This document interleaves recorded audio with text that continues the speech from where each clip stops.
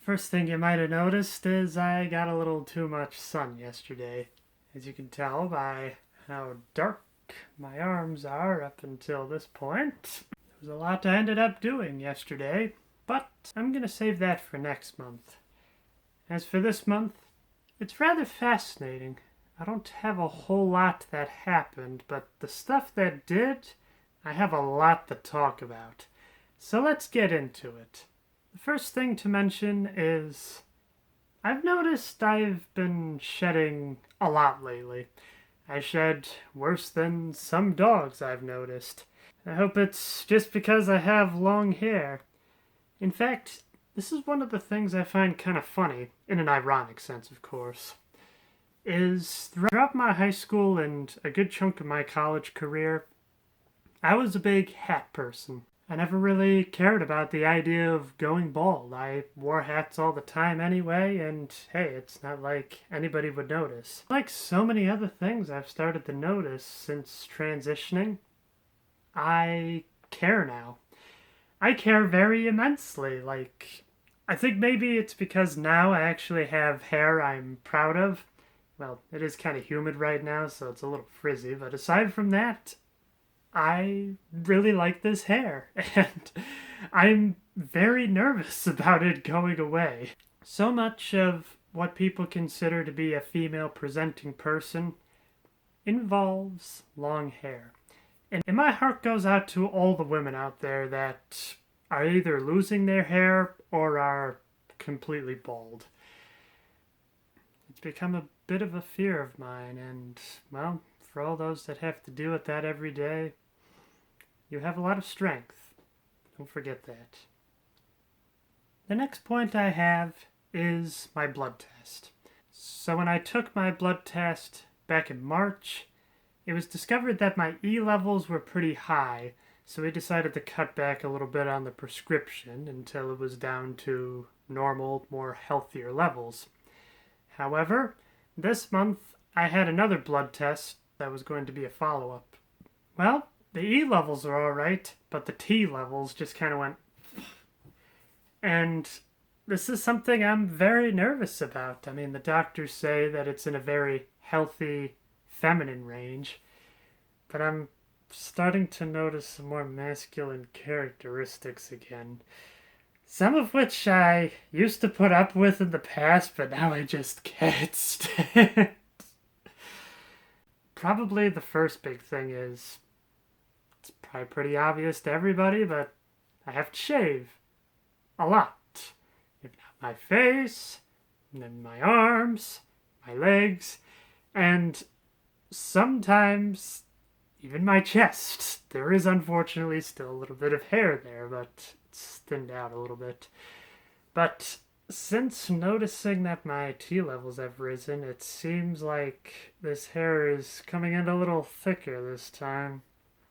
And it's kind of interesting because there's been quite a few times where I have this reoccurring nightmare where I'm going to be wearing like a pair of pants and then I lift up the leg and I just see the thing is covered with hair like it used to be. And the sight of that would very much disturb me. And now that I'm awake this time, it's a little nerve-wracking. I mean, don't get me wrong, it's not like I'm turning into the Wolfman here, but when I shave my legs, it's usually good for like a week. Now it's good for maybe 3 or 4 days. It could be me freaking out, but I will admit, there have been more subtler changes I've noticed that are making me feel manly again, and I don't like it. I don't like it at all. Seems like I've been delivering a lot of bad news so far. So, I figure this will be something to lighten the mood a little bit. To keep you updated on the whole bottom surgery thing. Well, it took an act of Congress, but I finally have the 2 letters I need to be able to send them to my doctor's office and then finally be able to schedule a consultation.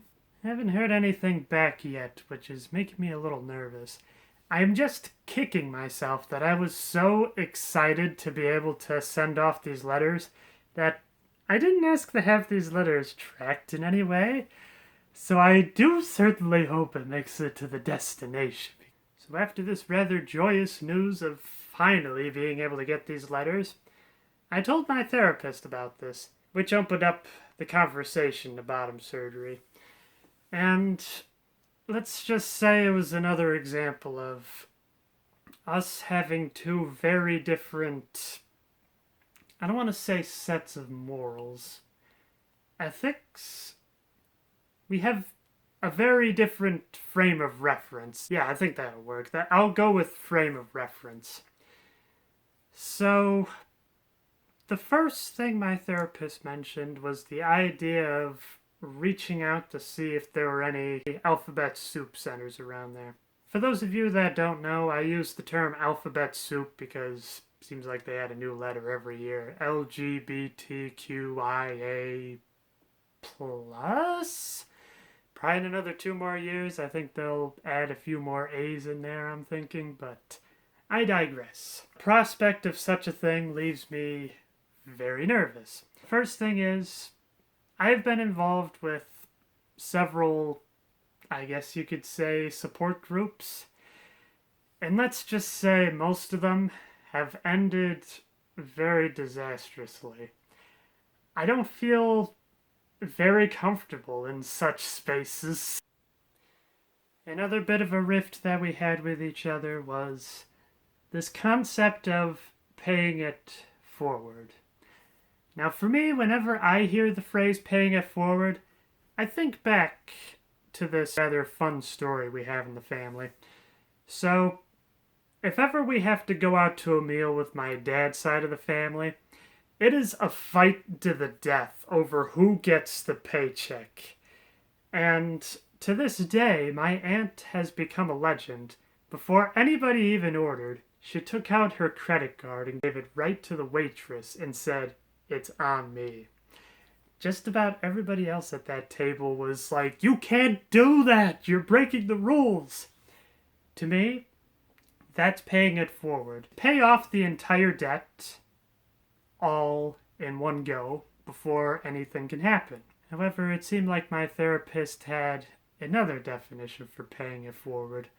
One that I have a very hard time understanding. From how they explained it to me, paying it forward would be, let's go with the restaurant scenario again.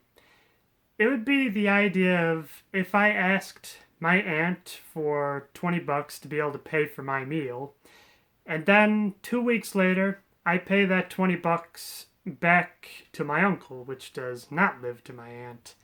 Because the money is staying in the family, it's technically being owed.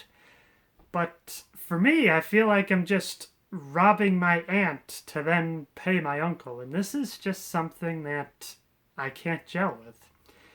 I have been very much raised in the idea that, say, if you get a loan of $20 from a friend, you have to pay that $20 back. When? Doesn't really matter. But the $20 that you owe him, that friend, has to go back to that friend, not another friend. Because quite frankly, how in the world is this other friend going to benefit the friend that I took the $20 from? It just doesn't make any sense to me. And if anybody would like to try to explain this concept, you can go right on ahead, because my therapist tried for like a good 15 to 20 minutes and it still doesn't make any sense to me. Now, the main reason the idea of this whole paying it forward came up in the first place was, in addition to feeling very uncomfortable in reaching out to an alphabet soup place, is there is no possible way that I would be able to fully pay off what I owe to them. Like, if they could give me a place to sleep, as well as groceries, there's no way I could pay that. And on top of that, I see it as another debt that I owe. I feel like it would be cheaper if I just took all that on to myself. because I don't know who I'm gonna bump into. I might run into somebody that wants interest with their payment. However, if I buy the groceries as well as a hotel room by myself, there will be no interest because I'll have paid it forward.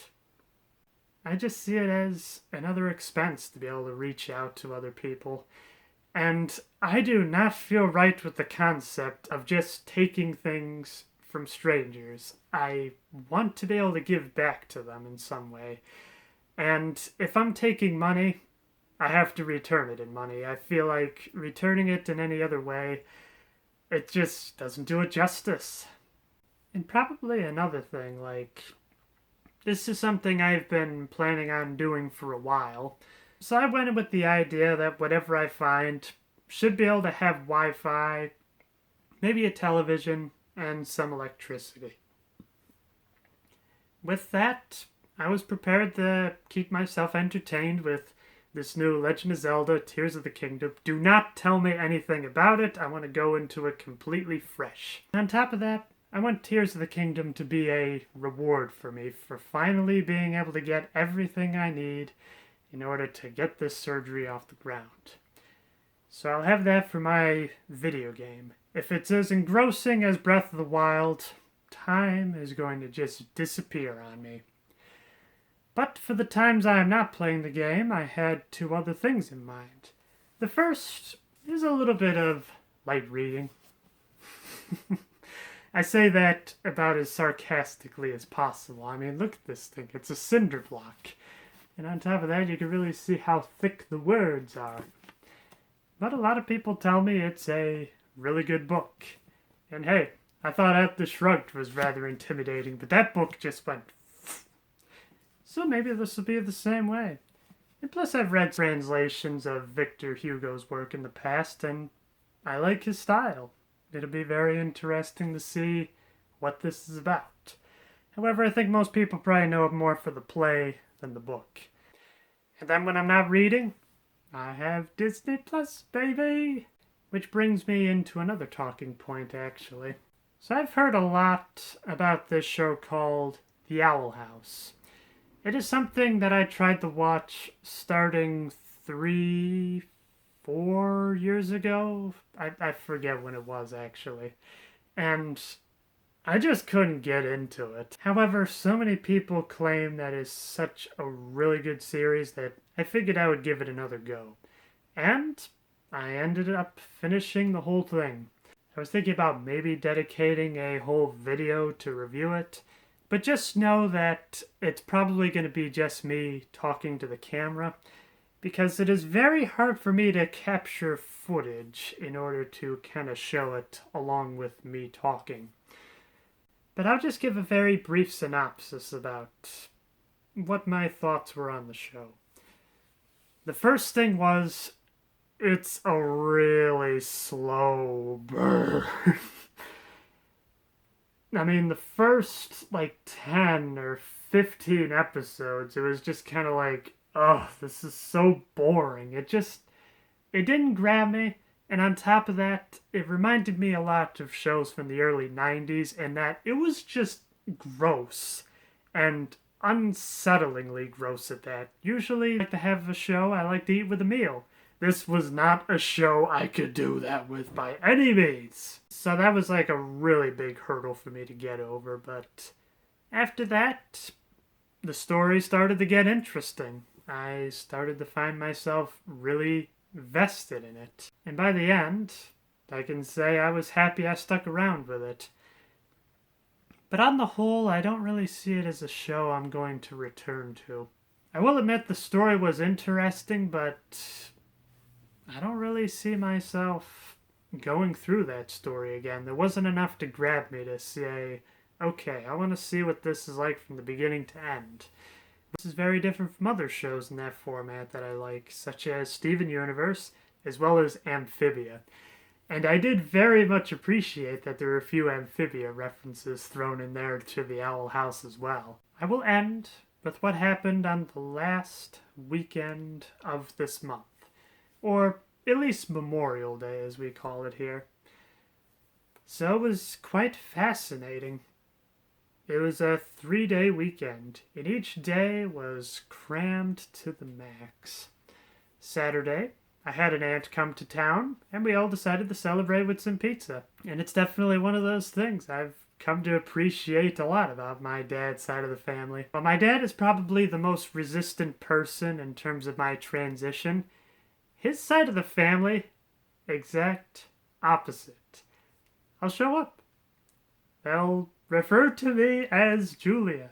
They'll try she, her pronouns if they can. But I'm more concerned about the name myself.